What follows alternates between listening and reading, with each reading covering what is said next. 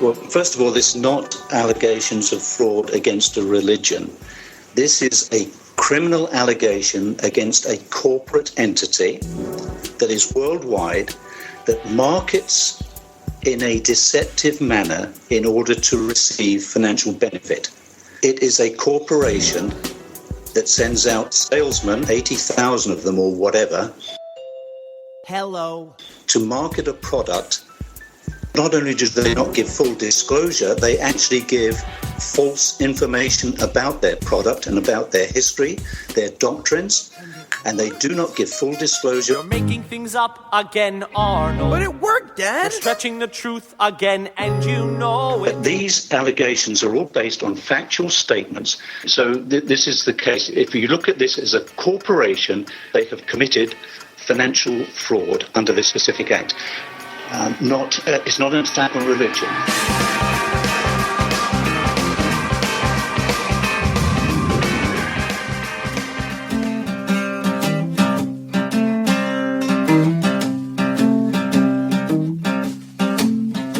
We thank thee, O God, for a prophet to guide us in these latter days. You snotty little bastard. Your Honor, I'd like to ask for a recess. I'd like an answer to the question, Judge. I'll answer the question.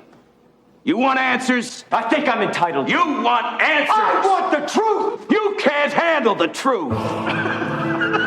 This is Infants on Thrones. The philosophies of men mingled with humor. We are the core.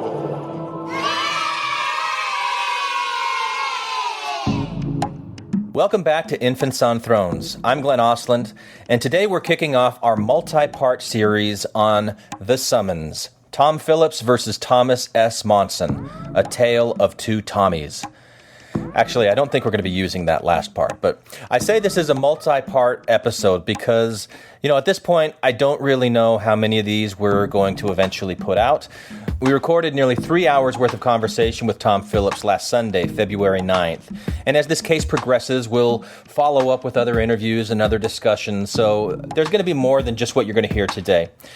Unfortunately, the audio quality for this first interview wasn't great. Tom was in Thailand, Scott and Matt and Bob were on the West Coast, and I was in Germany.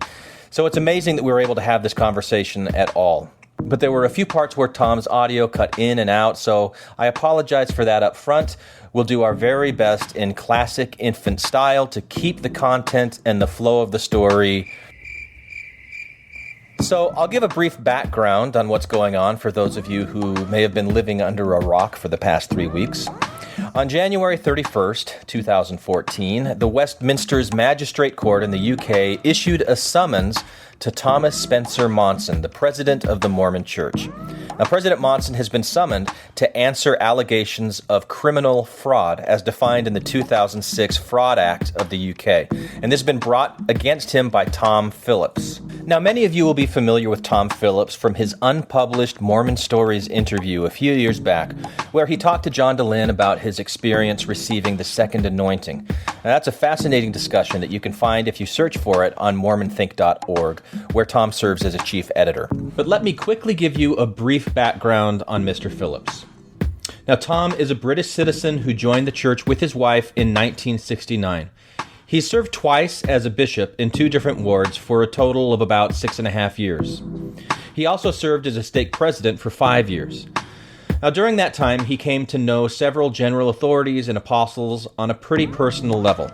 In 2002, Tom was invited to receive the very secretive second anointing, where he was essentially sealed up to eternal life, his exaltation and eventual godhood guaranteed. A few years later, however, he experienced a crisis of faith and left the Mormon Church at great personal cost. Again, you can listen to that story elsewhere, but it's important to know going into this that Tom Phillips is not just some random, angry ex-Mormon with an axe to grind. When he speaks about church leadership and the tenets of belief, he speaks from a wealth of experience.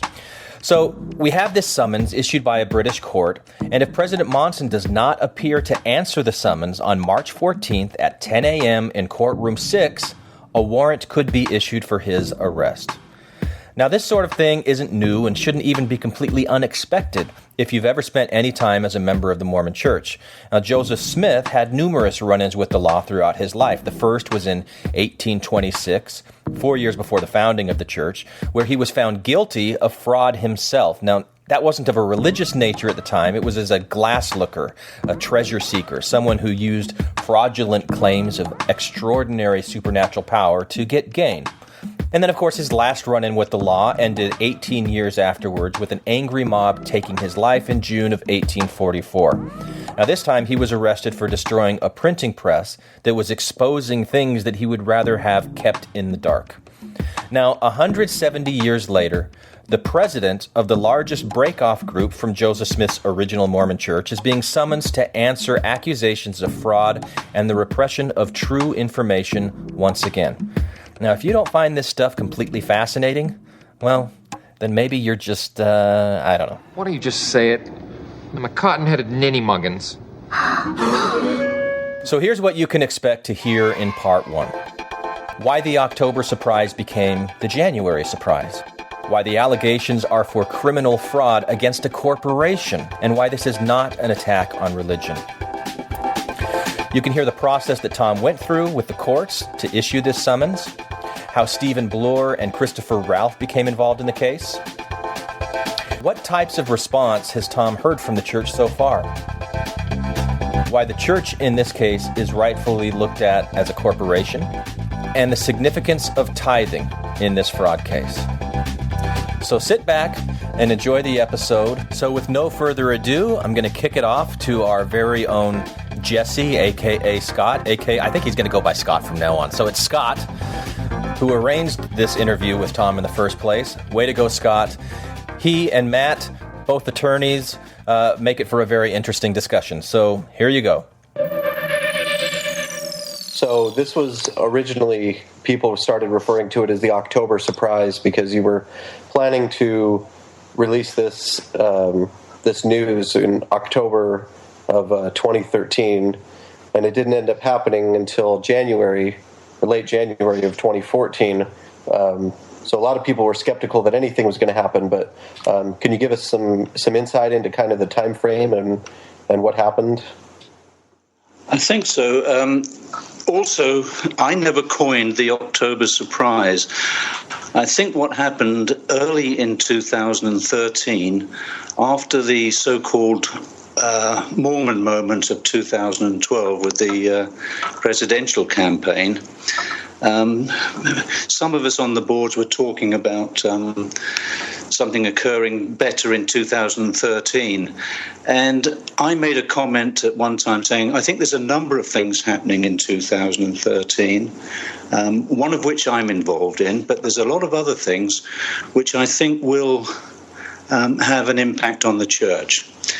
Then I was questioned about it, and I, again, in my enthusiasm, people talked about legal situations and how the church could never be taken to court and things like that. And at one time, in my excitement for the project I was working on, I did let it slip that I was taking some action. And then I was asked questions. I didn't give any details, but I was asked questions about when.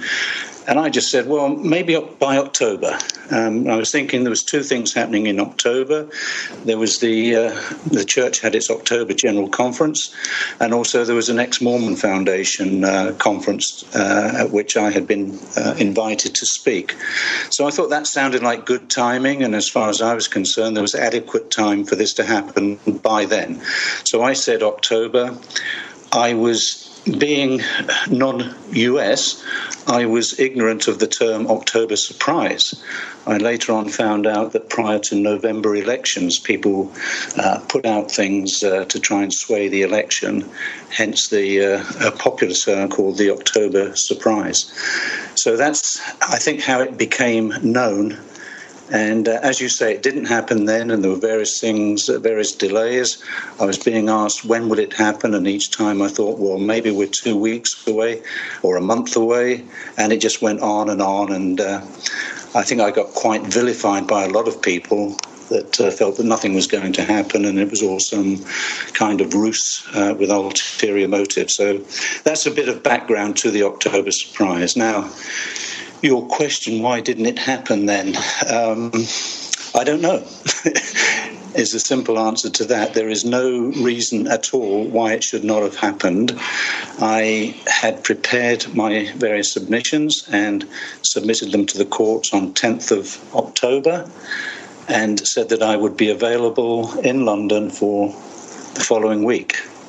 And I did appear before a district judge and had an oral hearing, and there's no reason why it shouldn't have happened then. So my answer is I don't know why.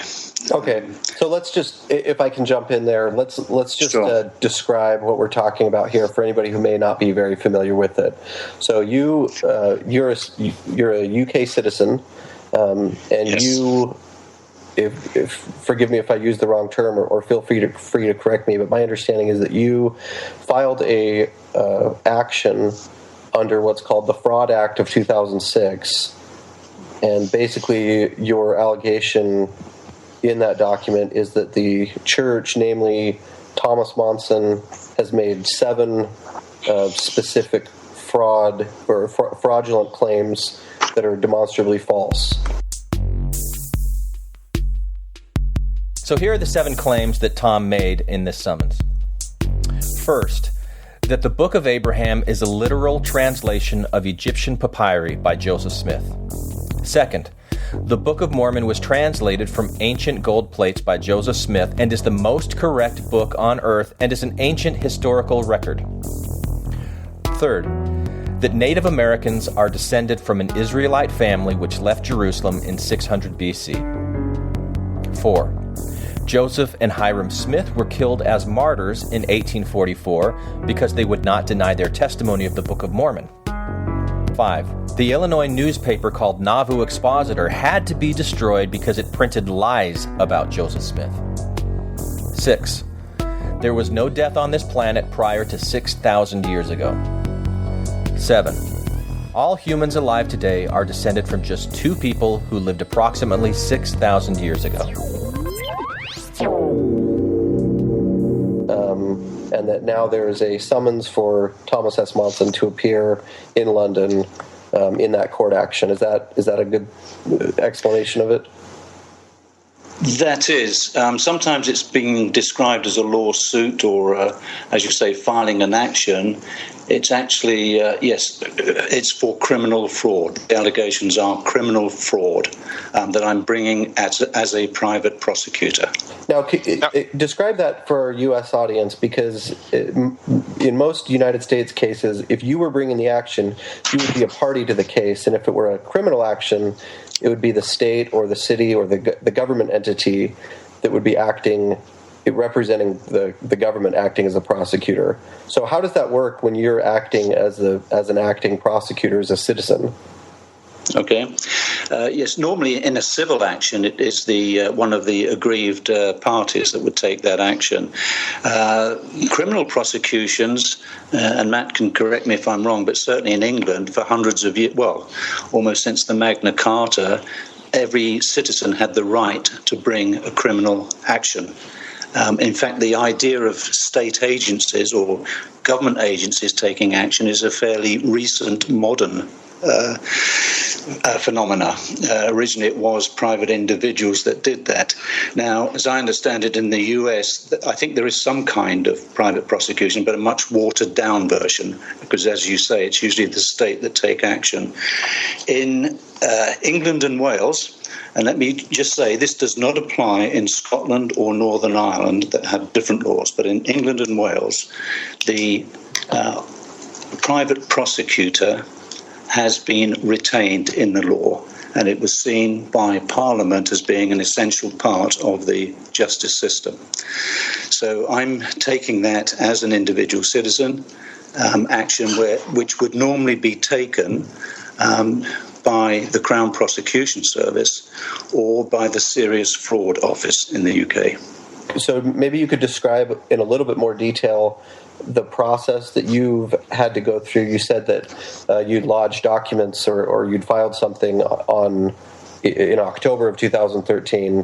What did you submit, and what was the process to get from there to this summons that we've all now seen that we'll be talking about? And if I could add to that question, because the two who are mentioned, Stephen Bloor, and I don't remember the name of the second person, how did they get involved in that process with you as well? Okay. The process, according to law, is for a private prosecution to take place. What one is required to do is to lay an information before a magistrate. That is a document. It doesn't specify the particular format of that document, but it must identify the law under which the allegations are being made and various things like that. Often it can be a one-page submission or 2 pages, and that is then looked at by a magistrate, or in this case a district judge, and either starts to initiate the process or throws it out immediately. The reasons for throwing out any private prosecution are laid down by law as if it is vexatious. I'm using the word trivial. Actually, the legal term is somewhat different. Trivial, vexatious, or an abuse of process. Any of those, and it's immediately thrown out, because obviously you can't have a private citizen just going along and making accusations about someone that's just based on nonsense. Having passed that test, which it did, you then look at, does the private prosecutor have the authority to bring this prosecution, and does the court have the right to listen to this application? And when passing that test, it then looks at the evidence, that there is sufficient prima facie evidence for a case. Those are the legal conditions. Now, in that case, this should have taken hardly any time to get through. In fact, the district judge in this case, and I cannot obviously know what the motivations would be, but I assume from the kind of backlash we've got, could see better than I the kind of opposition there would be, and the outcry of religious freedom and all sorts of things like that, even political influence that could become to bear. So I actually appreciate that this particular district judge decided to go through this in minute detail. My submissions were not 1 or 2 pages, but more like 50 or more pages of documentation and argument. And basically the judge put up every conceivable defense that came to her mind that could be brought into this case. Okay, can I just interrupt you real quick there, just to clarify something? So that judge who looked at those documents, is that the same district judge that you will be in front of on March 14th? No, it will not be the same judge. Okay, so that's a different... I have assumed it. Well, sorry, I asked that question and I was told it was unlikely to be. This judge has taken part in this process. There will be another judge at that time. Okay, and that's my understanding. And that 50-page filing that you made initially, is that something that's publicly available, or is that just is that only seen by the court? No, that is only seen by the court, and some of that is, communication between the judge and myself. So that, at this stage, as I understand, is not something that the court would enter into the public record. As far as I am aware, the court has already confirmed that this action and the listing for the March the 14th, that's in the public domain, but they really start from March the 14th, where there will be an open court session, there will be reporters there, so anything there is in the public domain. Britain believes in open justice, and it's unusual, or there have to be unusual circumstances for restrictions to be placed on reporters. Because the only thing that really matters is American law, obviously, to Americans anyway. If I could compare it a little bit, in the United States, a an action or a complaint can be filed. A criminal action is brought. Typically by the law enforcement officer will initiate it. The person that's investigated a crime, and they will submit it. But there has to be a finding of probable cause.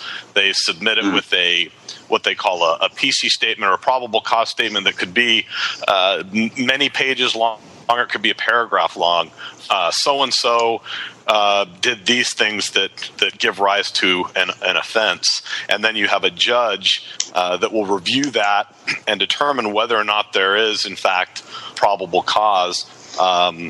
Then they have an opportunity to deny it or say no, there's not enough here, and then it proceeds where we have to get either a formal finding of probable cause by a judge or an indictment by a grand jury where they also find probable cause. So that's the process in the U.S. and virtually every state that I'm aware of, and so it sounds like that this tracks that same process to a degree, except that it's a action that's brought by a private citizen, but there's still this judicial review of whether or not there's at least this prima facie finding of, or there's a prima facie finding that an offense was committed and this person committed the offense. Is that a fair description of what's done by that judge? That is a very fair description, yes.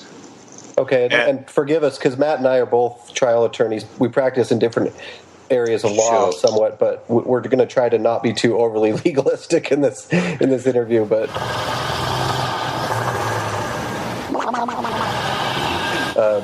since it is a legal action, I think it's kind of important to define exactly what's going on here. It's helpful, though, I think, because lay people.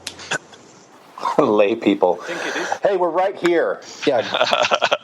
People are still characterizing this as a civil lawsuit, or so it's unclear that it's criminal, and so that's an important clarification to make, I think. Yeah. As one of the lay people, I think the main question I want to ask is just how dismissive can I be of this whole thing without understanding it? Because that's kind of what's been floating around, surprisingly, both on the ex-Mormon side and on the active Mormon side. There's this sort of attitude of, it's from a private citizen. This happens all the time. Anybody can do this at any time. Sure, it's gone through one stage, but that doesn't matter. There's still a wide funnel here that has yet to narrow down, and this is nothing until it becomes something. And I want to understand if that's a fair criticism in some ways, or what level of filtering there still is, and in other cases, how far things go before they get dismissed and that sort of thing. Well, there's a saying in America, at least, that they say that you can indict a ham sandwich. So I can get a grand jury, for example, to indict anything, and I can go forward. The question is whether or not it goes further. So at the March 14th hearing, which I believe is the next step, what happens there? Okay, let me just back up to answer an earlier question there in this whole thing about US stroke UK law, because yes, most people that have weighed in on this are US and a lot of US lawyers, and viewing it from that side. I'll get to the British so-called law experts that have commented on it maybe later on. Good use of so-called. Well, and it's at this point that our so-called podcast started having some serious audio issues. So let me just summarize the main points that Tom made in response to Matt's question. A, the district judge who reviewed this case has over 20 years' experience on the bench. B, the district judge reviewed each allegation in the 50-page document in meticulous detail. C, there are conditions whereby a case without merit could be thrown out at any point. Now, this case did not meet those conditions and obviously was not thrown out. And D, This is not an unsubstantiated crackpot charge. It's already been rigorously reviewed and vetted. In the court's understanding, there's enough information here to demand that President Monson personally explain and defend the allegations of fraud being made against him as the head of this corporate structure. So no one should really dismiss this because... I don't know how to put this, but I'm kind of a big deal. Really? Yeah, kind of a big deal. Tom, do I understand it correctly? It seemed like you said there were about 50 pages that were submitted, that the magistrate talked with you about those different points and challenged you on some of them. And where I thought that was going was that the 7 points that ended up in the final charge were kind of the result of that vetting process. Is that what happened, or am I thinking about this the wrong way? No, the 7 charges are what I contained originally. Okay. To answer another, those 7 charges, they're intact. All right. The wording may be a little bit slightly different to what I originally put, and may not be as that. Certainly, when that goes forward to the indictment stage, some of that wording will be, I think, improved, because some of that wording was not my original wording, and I don't think it was as tight as it should be. But anyway, that will be better done at the indictment stage by trained prosecutors. Well, I'm glad you clarified that, because that was a question that I had. So, do you have any indication when the indictment stage will be, and where does it go from here? I know there's a hearing on March 14th. March 14th. That's right. Now, let me just be to that just questions. I wrote down Bloor and Ralph.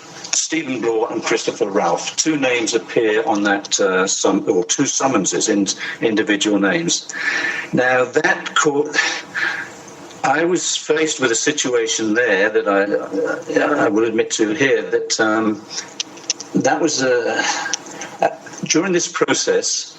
I've always maintained the victims of this crime are thousands of individuals in England and Wales, and also the UK Treasury, representing the British taxpayer. They are the victims in this crime. And I was only seeking 1 summons to rectify that. The district judge, again, looking at the wider issue of fraud, wanted named individuals. At the time, I was asked to provide 1 individual as an example of the thousands I was talking about. At that time, I contacted Stephen Bloor and Christopher Ralph to see if they would be willing to put in written submissions and, if necessary, to attend court under oath to represent those submissions. I gave them, so they had access to make these things, and my understanding was that was just to demonstrate to the district judge that there were people out there. It was never my intention that they would be part of this case, other than as, during trial, such individuals could be called to confirm these things. It then became a final point between us that the judge insisted on named individuals. Now, I was then faced with the fact that, okay, I can go out and get hundreds or thousands of named individuals. That will take a little bit of time, plus I will have to disclose what's been going on here, because I can't just ask people. Stephen Bloor and Christopher Ralph, I could trust to keep this all confidential. But if I suddenly wanted to have, say, 1,000 victims, that's going to get out, and there's no way I can contain that. I also pointed out at the time that the law did not require named victims. And the Home Office, which is maybe like your Justice Department that gives guidance on these things to the judiciary, has actually commented on this Fraud Act 2006. And they have said quite explicitly that there doesn't even have to be one victim, because the offences that are alleged only require that the person making the false representations intended dishonestly intended. First of all, they dishonestly made the statements, and secondly, they intended to make a financial gain for themselves or for someone else, or to cause a loss to someone else, or to cause an exposure to the risk of loss to someone else. So even if someone had made false representations in England and Wales, and there wasn't one victim, because no one fell for the con, if you like, or whatever was being represented, they would still be guilty of a criminal act under this legislation. So I maintain to this day we don't have to name any victims in these summonses or in this indictment. Now, I argued that fine, just to let me finish on that. I was then faced with the consequence of either accept the summons as they are or to appeal that decision of the district judge, which I was quite entitled to do, and take that to the High Court for them to decide on the law. But that would involve me in another 4 months delay. I chose the option of let's get it on with the process now, and then we'll look at that kind of thing as it moves forward and into the indictment stage. So to answer your question about March the 14th, that's a date. Now, that's not something that would be rescheduled. I mean, there would have to be some serious reasons for rescheduling that, whether it's ill health or whatever. There's no, and that would be an application to the court. This is on the listing for the 14th. Regarding the seriousness of the summonses, people are saying. And again, I wish Mr. Monson would actually take proper legal advice and listen to that. Instead of getting the church PR machine, I've seen an email from Michael Purdy to the PR people in the church, which basically says, kill this story at all costs. Kill this story at all costs. Now, I would think anyone that's faced with a summons, especially in consideration of the 12th article of faith, would actually take proper legal advice and find out if at all they might be guilty of such a thing. And if they are, address it seriously, not just dismissively say there is nothing here, these are bizarre allegations, and Mr. Monson will not even attend. Now, let me get that quite clear to him. If he does not attend, just read the bottom of the summons if he's got that far. If he does not attend, then an arrest warrant will be applied for and issued for him. Tom, I've seen a lot of speculation, and I don't know if these people have any idea what they're talking about, but speculation that the church is going to put their attorneys on this thing and it's just going to go away, it'll be dismissed before this March 14th. Is that even a possibility? I got to tell you, it feels a little weird cutting in and out right after my own voice, but again, we were having audio problems, so you're just going to have to trust me here. Tom said that it is a possibility that the church could file some motions to bury the courts in paperwork. And cause all the delays imaginable. The proper thing to do is to turn up and face the issues head on. And here Tom once again cites the 12th Article of Faith, which, I don't know, President Hinckley, what does the 12th Article of Faith say? We believe in being subject to kings, presidents, rulers, and magistrates, in obeying, honoring, and sustaining the law. We believe in being subject to kings, presidents, rulers, and magistrates, in obeying, honoring, and sustaining the law. Again, I'm not a lawyer, but my personal view and what I've been advised is there is no way out of this summons, other than for me to withdraw the summons, and I'm not even sure that that's a possibility. So what does Tom think about the dismissive attitude he's seen about this case from both active Mormons and former Mormons alike? Obviously, that's a reaction to this flippancy I see in the press from, lawyers being quoted as dismissing it, but mainly I see it as the church PR machine. This is solid. I think some of the basis for that, at least from what I've seen, seems to be that here in the U.S. we have a legal doctrine that says that the law basically can't get involved with any kind of doctrinal claim. And what I mean by that is that if there's any kind of theological assertion that a church makes, it's basically off the grid in terms of the the law is concerned in terms of anything being fraudulent or anything like that. So it's somewhat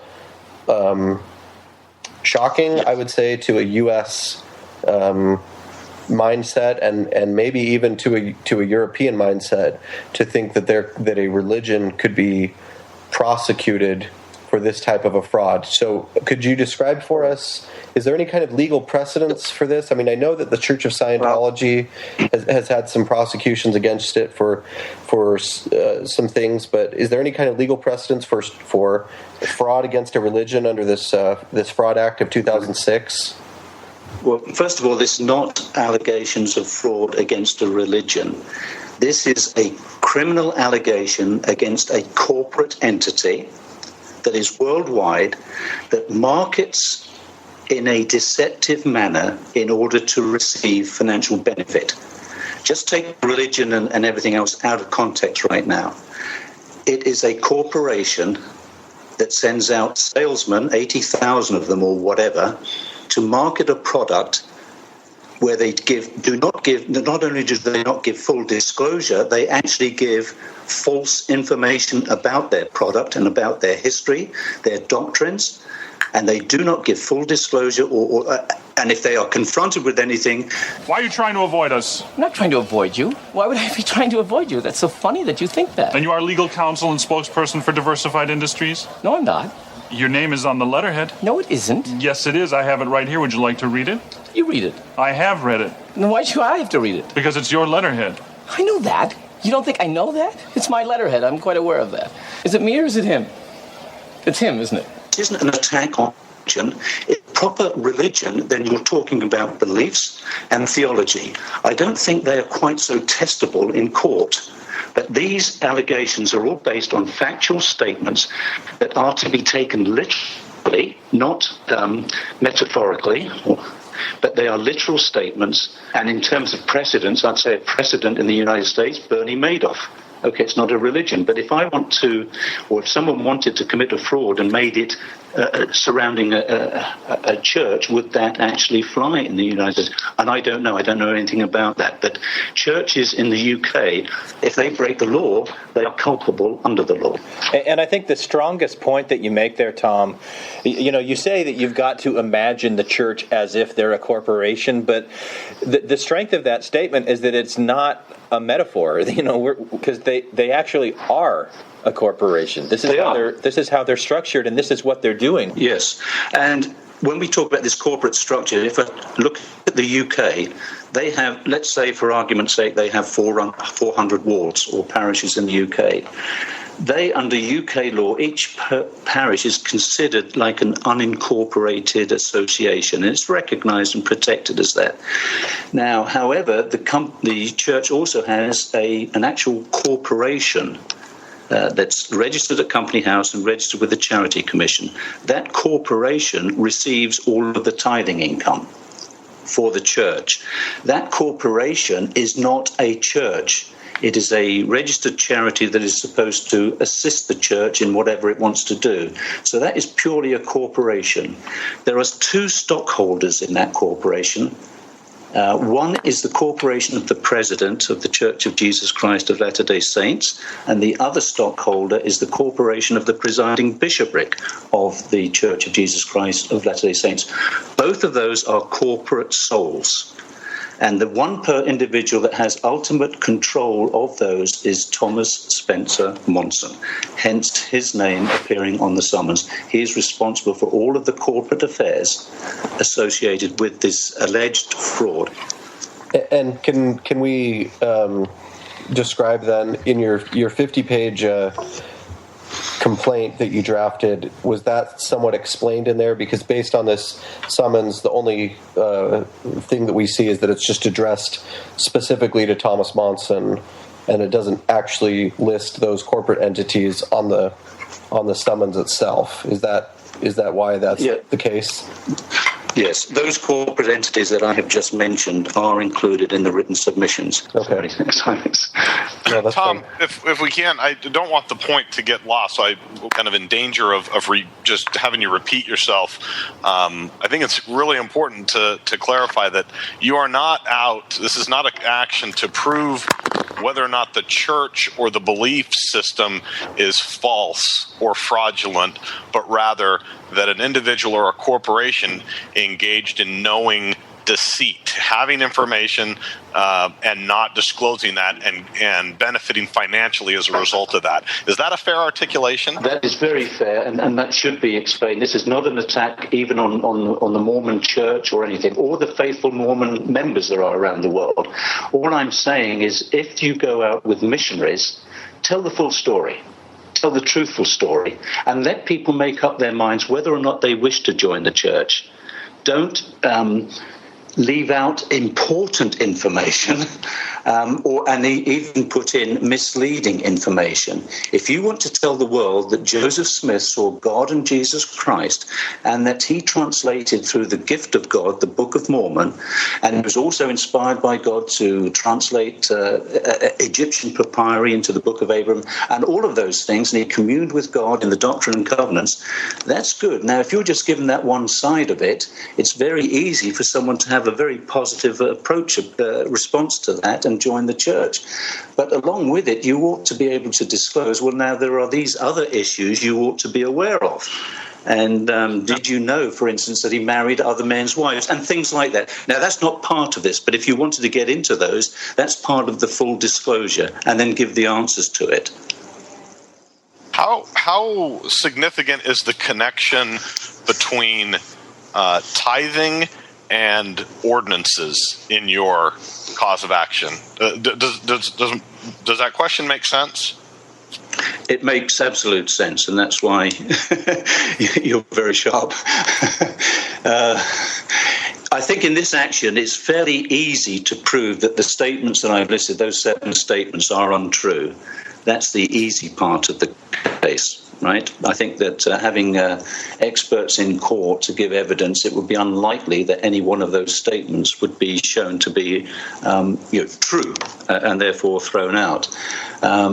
The trial will go more to the link between the tithing and those statements and other statements, and also the question of honesty. If, for instance, and this, I think this goes to the heart of another church, supposing another church was guilty of making some untrue statements, but they didn't elicit any money from you. You can just join the church. You can have the full benefits of our church, no question about it. But you know what? Each Sunday we'll pass around a collection plate, and it's up to you whether you put money in that or not. They are free will offerings. That, I don't think, that's such a church that did that, I can't see being prosecuted under this law. So based on that as the premise, that these questions are explicitly linked to tithing and the way the church collects money, I guess I have to ask, I'm surprised a little bit by some of the 7 topics chosen, because I would have thought that it might mirror, say, the Temple Recommend interview that's repeated over and over again by all of the lay clergy in the church, or are in the common structural way that these so-called facts are connected to tithing. So I'm just curious how you arrived at the 7. If you're really going for causality, there could have been some other ones, in my opinion.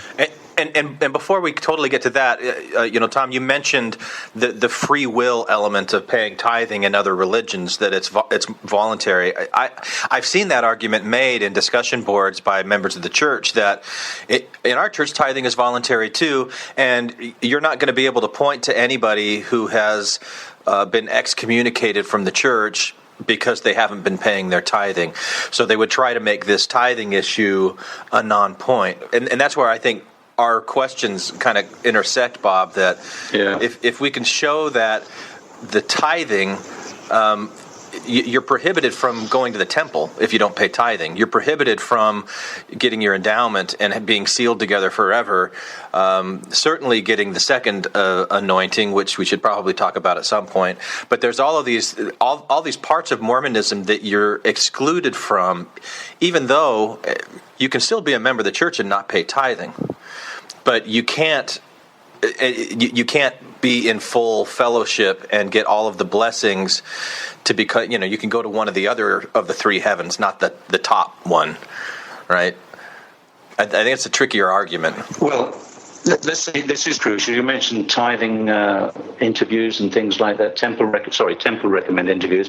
All of this has been explained in those documents, and this is what really impressed the district judge. I mean, just listen to the way that President Oaks speaks about tithing during a general session of conference. Now, does this sound like tithing is voluntary or optional at all to you? When the risen Lord appeared to the faithful on this continent, he taught them the commandments the prophet Malachi had already given to other children of Israel.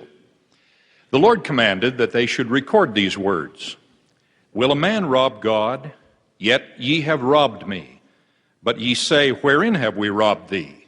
In tithes and offerings. Ye are cursed with a curse, for ye have robbed me, even this whole nation. After the Savior quoted these words, he expounded them unto the multitude, and said, These scriptures, which ye had not with you, the Father commanded that I should give unto you. For it was wisdom in him that they should be given unto future generations. Here we see that the law of tithing is not a remote Old Testament practice, but a commandment directly from the Savior to the people of our day. The Lord reaffirmed that law in modern revelation, commanding his people to pay 1/10 of all their interest annually, and declaring that this shall be a standing law unto them forever. Can I ask a follow-up question to this tithing question? Did I understand correctly that how tithing works in the church was some of the information that was contained in the 50 pages that was submitted to the district judge? It's the first question that came up even before I went to the judge with contacting or discussing this with other law firms. They immediately thought in terms of the Anglican Church and said, no way, because these are all voluntary contributions. When I actually laid out to them the way tithing works in the church, they immediately said, wow, this is different. That is the connection. And yes, this case should go forward. So, when a new convert is interviewed prior to baptism, there are certain commitments that they must make before they're able to receive the saving ordinance that most members of the church consider to be a free gift from Jesus. One of those commitments is to pay a full tithe. And so you agree to that. Now, if you were to say, no, I'm not going to pay a full tithe, guess what? There's no baptism. You don't qualify to join the church. You have to commit to that. Then the church has a follow-up. 30 days later, the bishop is supposed to interview you. And he's got a number of questions for you. And the first question he asked is, are you paying a full tithe? So for the church to argue these are free will offerings with all of the tithing settlement and everything else that goes on, and actually refusing for you to attend your child's wedding because you cannot pay, or you haven't paid tithing, or you've been behind with your tithing, it's not a free will offering. It is pay to play, basically. And there are circumstances where I've had reported to me parents who were behind in their tithing because of financial difficulties, and they had a child of theirs being married. And basically what the bishop said, well, you write me a check for the last year's tithing and you go. You don't write me a check, you don't go. So we've got instances where people have gone into debt to attend their child's wedding. Yeah, and we should just clarify that that's based on the Mormon structure that doesn't allow those who aren't quote-unquote temple-worthy, which includes paying a full tithe, to attend Mormon weddings which occur inside the temple, which require a pre-screening and you to answer all these questions correctly. And what you're saying is you have cases of people stating that they basically have to choose between seeing their child get married at the ceremony, or not seeing them get married in that ceremony in the temple, or going into debt to make that happen, and that's basis for how important tithing really is for fellowship in the church. So, Tom, as you explained these things to the magistrate, what were their reaction? Illuminating, not believe. Went on because it does. He said that it was illuminating for them because tithing isn't treated like this in other churches. And this is one of the most significant factors in the allegation that a knowing fraud is being perpetuated for financial gain. Well, this is very very valuable, I think, to hear you explain these things, because it's clear. What is clear is that nobody understands, through all the discussions on the boards and Facebook and all these different things, really what this action is about. That's correct. There's only two people that understand it up to this point. Himself and the judge, and maybe a few other officials within the court. And none of those others are going to say anything about it, and I realize I need to be somewhat circumspect in what I say, because I don't want to prejudice the prosecution case, and also I don't want to be unfair to Mr. Monson.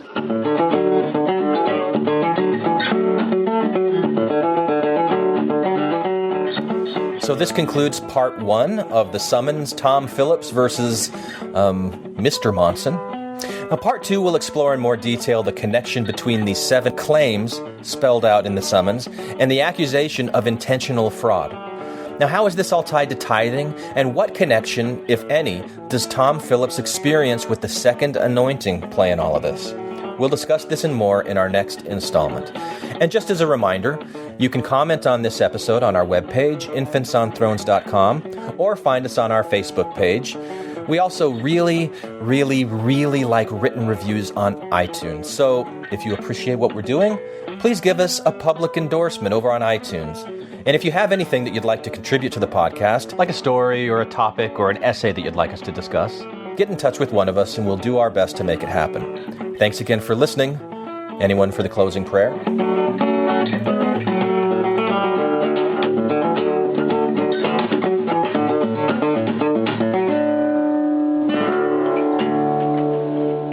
Thank you for listening to Infants on Thrones.